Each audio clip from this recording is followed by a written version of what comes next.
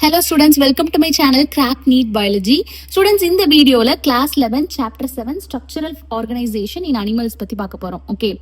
In multicellular animals, group of similar cells along with intercellular substances, they will perform a specific function. So இந்த மாதிரி இருக்க organization தான் we call it as a tissue. So எல்லா complex animalsலுமே பாத்தீங்கன்னா 4 basic type of tissues தான் இருக்கும். So அது என்னன்னா epithelial tissue it covers the body surface. Connective tissue it supports and connects other tissues and organs. Example பாத்தீங்கன்னா bone, cartilage, blood இதெல்லாம். And muscular tissue it is responsible for movement. And neural or nervous tissue it transmits electrical and chemical signals. Okay. So எல்லா complex animalsலயும் இந்த 4 basic type of tissues தான் இருக்கும். So இந்த tissuesலாம் வந்து specific proportion and patternல they will organize to form organs. So in the basic tissues வந்து organs organize ஆகும். And like organs என்னென்ன stomach, lung, heart, kidney அதெல்லாம். So இந்த organs வந்து 2 or more organs வந்து common function perform பண்ணுச்சுன்னா by physical or chemical interaction. அதை வந்து together it will form the organ system. For example, இப்போ esophagus, stomach, intestineலாம் வந்து it will perform a common function like digestion. So அது வந்து it will form the digestive system. So அந்த organsலாம் it will come under digestive system. Okay. So இப்படிதான் basic tissue வந்து it will organize into organs, and organs in turn it will be organized into organ system like digestive system, respiratory system, circulatory system அதெல்லாம். Okay. So in the organization வந்து it's very essential for more efficient and better coordinated activities of millions of cells constituting an organism. So humans-லாம் எடுத்துக்கிட்டீங்கன்னா we are made up of billions of cells. So நம்ம வந்து இந்த மாதிரி organization இருந்தாதான் activities வந்து better coordination-ஆ இருக்கும். Okay. So this is about organ and organ system. And heartல பாத்தீங்கன்னா இந்த 4 basic tissues மே இருக்கும். epithelial, connective, muscular, neural. Heart is made up of these 4 basic type of tissues. Okay. And morphology and anatomy. So plants la பாத்தீங்கன்னா நம்ம morphology na external structure and anatomy na study of internal structure னு பார்த்திருப்போம். Whereas animals ல இது எப்படி சொல்லுவோம்னா morphology ன்றது external appearance of the organs or parts of the body. Anatomy ன்றது study of morphology of internal organs. Okay. This is about morphology and anatomy in animals. Animals ல இந்த மாதிரி தான் define பண்ணுவோம். So in the chapter la pathina we are going to study about the morphology and anatomy of frogs representing the vertebrates. Vertebrates ன்றது animals having backbone inside their body. அதாவது animals with backbone vertebrates ன்னு சொல்லுவோம். So humans also vertebrates, right? You know that இல்லையா? So frogs பத்தி தான் நம்ம டீடைல்டா பார்க்க போறோம். So frogன்றது it can live both in land and fresh water, and it amphibian சொல்லுவோம் because it belongs to the class Amphibia of phylum Chordata. And most common species of frog found in India வந்து Rana tigrina. So Rana tigrina ஓட morphology, anatomy, structural organization தான் இந்த chapter 7ல படிக்க போறோம். Okay. So இந்த frogs வந்து cold blooded or poikilotherms ன்னு சொல்லுவோம். ஏன்னா இதுக்கு constant body temperature இருக்காது. இதோட body temperature வந்து temperature of the environment பொறுத்து it will vary. So அந்த மாதிரி இருக்கிறதுனால இத cold blooded or poikilotherms ன்னு சொல்லுவோம். Also frogs பாத்தீங்கன்னா it have the ability to change their color. அதாவது கிராஸ்ல இருக்கும்போது ஒரு கலர்ல இருக்கும், ட்ரை லேண்ட்ல இருக்கும்போது ஒரு கலர்ல இருக்கும். ஏன்னா to hide them from enemies. So இந்த ability to change color தான் camouflage அப்படின்னு சொல்லுவோம். Okay. இந்த protective coloration வந்து mimicry ன்னு சொல்லுவோம். And frogs பாத்தீங்கன்னா ஜென்ரலி நம்ம frogs வந்து பீக் சம்மர் அண்ட் விண்டர்ல பார்க்க முடியாது. ஏன்னா இந்த டைம்ல வந்து it will take shelter in deep burrows. So பர்ரோஸ்னா ஹோல் இன் த கிரவுண்ட், அதாவது கிரவுண்ட்ல வந்து ஹோல் போட்டு அதுக்குள்ள போய் it will take shelter. So அந்த மாதிரி அது வந்து எக்ஸ்ட்ரீம் ஹீட் அண்ட் கோல்ட்ல இருந்து ப்ரிவென்ட் பண்ணிக்கிறது தான் it's a summer sleep and winter sleep. So extreme ஹீட்ல வந்து it will undergo summer sleep which is known as aestivation, and extreme cold வின்டர்ல வந்து it will undergo winter sleep which is known as hibernation. Now let's see about the morphology of frog. So நீங்க எப்பயாச்சும் ஃப்ராகோட skin note பண்ணிருக்கீங்களா? அது எப்பவுமே வந்து smooth and ஸ்லிப்பரியா இருக்கும், நமக்கு பார்த்தாவே தெரியும். ஸோ அது ஏன்னா because of the presence of mucus. அந்த மாதிரி அதோட ஸ்கின் வந்து ஆல்வேஸ் மாய்ஸ்ட் கண்டிஷன்ல மெயின்டைன் ஆகும். And colour of the dorsal side of the body பாத்தீங்கன்னா generally olive green with dark irregular spots இருக்கும். டார்சல் சைடுனா back or upper side of the body. Okay, back or upper side தான் dorsal side னு சொல்லுவோம். On the ventral side of the skin uniformly pale yellow வா இருக்கும். Ventral side னா front or lower side தான் ventral side. Okay, இங்க uniformly pale yellow வா இருக்கும். And அதோட body பாத்தீங்கன்னா is divisible into head and trunk. This is the trunk region. And neck and tail வந்து absent ஆ இருக்கும் frogல. And above the mouth பாத்தீங்கன்னா there is a pair of nostrils இருக்கும். Distinct ஆ தெரியாது, but there will be a pair of nostrils. And eyes வந்து bulged ஆ இருக்கும் and is covered by nictating membrane. So எதுக்கு இந்த மெம்பரேனால கவர் ஆயிருக்குன்னா it will live in both water and land இல்லையா. So வாட்டர்ல இருக்கும்போது அந்த ஐஸ் ப்ரொடெக்ட் பண்றதுக்காக இந்த நிக்டேட்டிங் மெம்பரேனால கவர் ஆயிருக்கும். And on either side of the eyes பார்த்தீங்கன்னா மெம்பரேனஸ் டிம்பானம் இருக்கும், which is the ear in frogs. And இது வந்து எக்ஸ்டர்னல் இயர் வந்து ரொம்ப மார்ஃபாலஜிக்கலி இது நமக்கு விசிபிளா தெரியாது. மெம்பரேனஸ் டிம்பானமா இருக்கும், which receives the sound signals. And fore limbs and hind limbs. Fore லிம்ஸ்னா ஃப்ரண்ட் லெக், ஹிண்ட் லிம்ஸ்னா பேக் லெக். ஓகே, அண்ட் இது வந்து it will help in swimming, walking, leaping, burrowing. லீப்பிங்னா அது ஹைட் ரொம்ப ஜம்ப் பண்ணும் இல்லையா, அதுக்கெல்லாம் ஹெல்ப் பண்ணும் இந்த fore limb and hind limb. And hind லிம்ல வந்து 5 digits இருக்கும், which is large. So this is hind limb, sorry this is hind limb. இது வந்து 5 digits இருக்கும். டிஜிட்ஸ்னா டோஸ். இது வந்து large and muscular than the fore limb which has only 4 digits. Okay, so frogs வந்து it will exhibit sexual dimorphism. Sexual dimorphism என்னன்னா between female and male of the same species. So ஒரே ஸ்பீஷிஸ்ல இருக்க male and female வந்து அதோட physical அப்பியரன்ஸ்ல systematic difference இருக்கும். அதாவது reproductive ஆர்கன்ஸ்ல இருக்கிற differences தவிர பிசிக்கல் டிஃபரன்சஸ்ல சிஸ்டமேட்டிக் டிஃபரன்ஸ் இருக்கும். ஸோ அதை தான் வந்து செக்ஷுவல் டைமார்பிசம்னு சொல்லுவோம். ஓகே, ஸோ மேல் ஃப்ராக்ஸ் பார்த்தீங்கன்னா it is distinguished by the presence of sound producing vocal sacs இருக்கும்.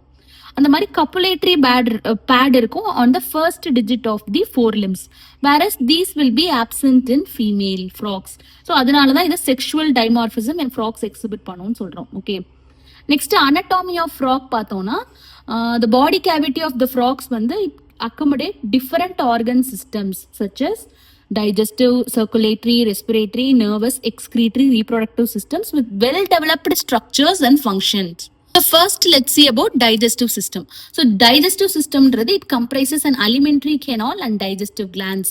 So alimentary canal it's a complete digestive tract. Okay, running from mouth la irundhu இந்த cloaca வரைக்கும் இருக்க complete digestive tract தான் வந்து alimentary canal னு சொல்லுவோம்.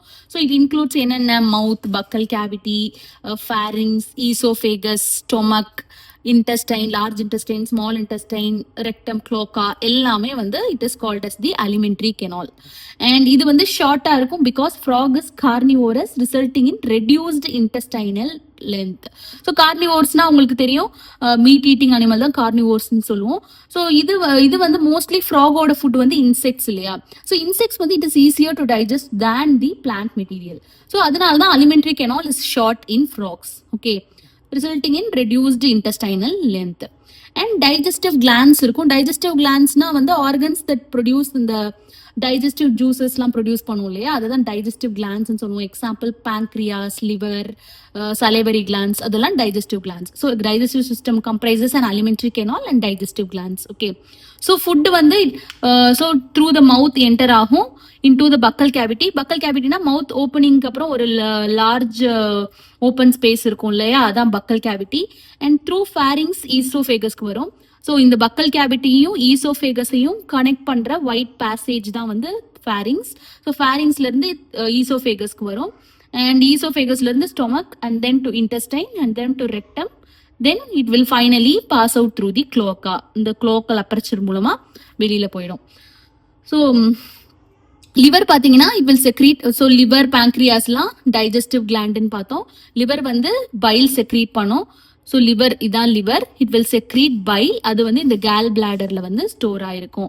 அந்த மாதிரி பேங்க்ரியாஸ் வந்து இட் டைஜஸ்டிவ் கிளாண்ட், அது வந்து பேங்க்ரியாட்டிக் ஜூசஸ் ப்ரொடியூஸ் பண்ணும் which contains the digestive enzymes. அதாவது புரோட்டீன், கார்போஹைட்ரேட், அந்த மாதிரி காம்ப்ளெக்ஸ் ஃபுட்டெல்லாம் வந்து சிம்பிள் ஃபுட்டா ஈஸியா அப்சர்வ் பண்றதுக்கு, இது வந்து டைஜஸ்ட் பண்றதுக்கு இந்த it will produce the pancreatic juices which contains digestive enzymes. Okay, so digestion process எப்படி நடக்கும்?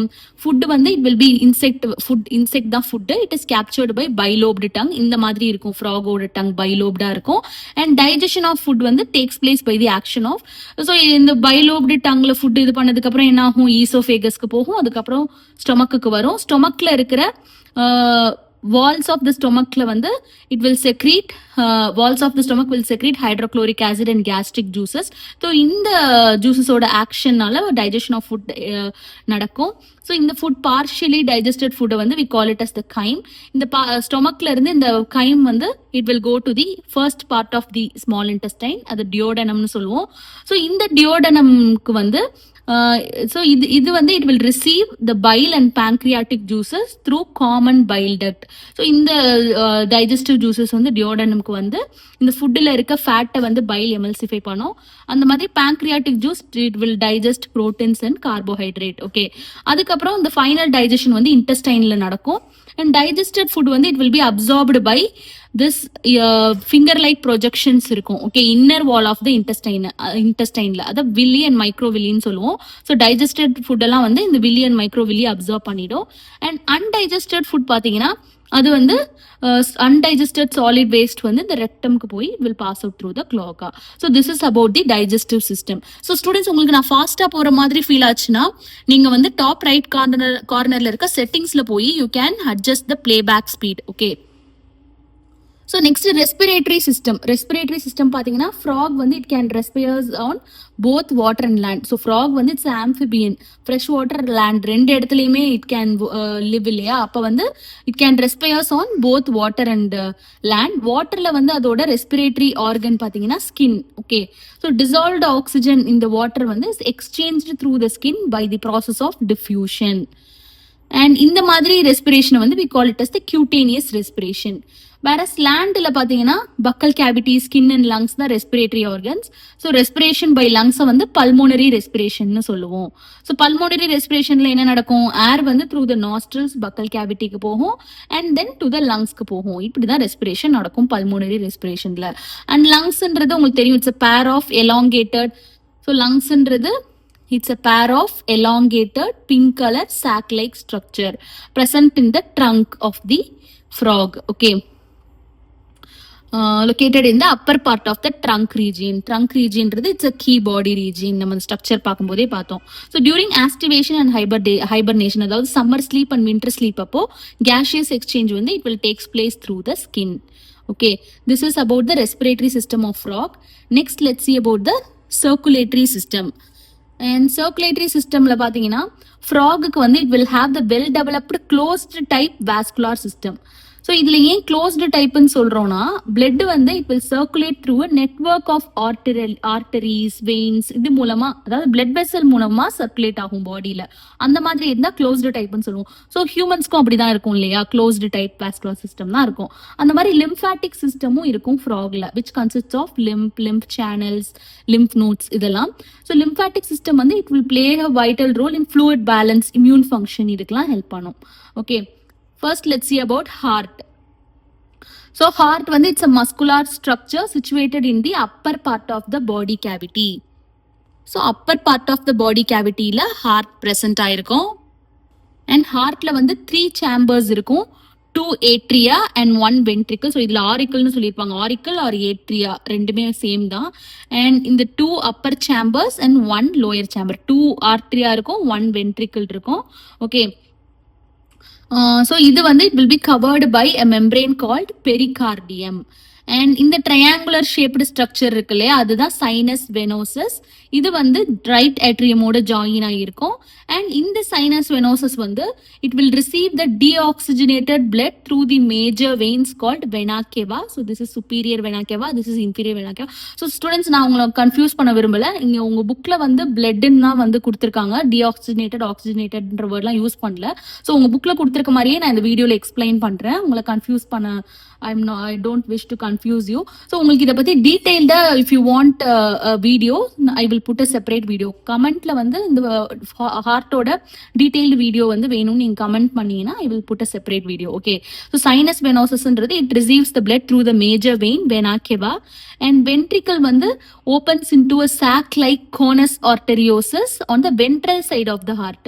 So this is the ventricle. இது வந்து dorsal view of the heart. So front side of the heartல பாத்தீங்கன்னா இந்த sac like conus arteriosus வந்து தெரியும். Okay. So ventricle opens into like this, and this is about heart. And arterial system, venous system na enna na arterial systemன்றது blood வந்து ஹார்ட்ல இருந்து other all the parts of the பாடிக்கு arteries மூலமா போகும். அதுதான் arterial system. Venous venous சிஸ்டம்ன்றது veins வந்து other different parts of the பாடியில இருந்து பிளட்டை கலெக்ட் பண்ணி ஹார்ட்டுக்கு கொண்டு வரும். அதுதான் வந்து venous system. Okay. So special connection venous connection between liver and intestine வந்து we call it as the hepatic portal system.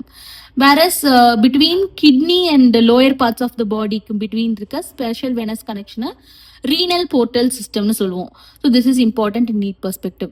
Next blood பார்த்தீங்கன்னா it is composed of plasma and cells, and blood cells are RBC, red blood cells or erythrocytes, white blood cells or leukocytes and platelets, and RBCs வந்து nucleated இருக்கும் and red colored pigment இருக்கும் which is hemoglobin, and blood தான் it will carry through circulation வந்து nutrients, gases, water எல்லாமே respective sitesக்கு carry பண்றது blood through circulation. Okay.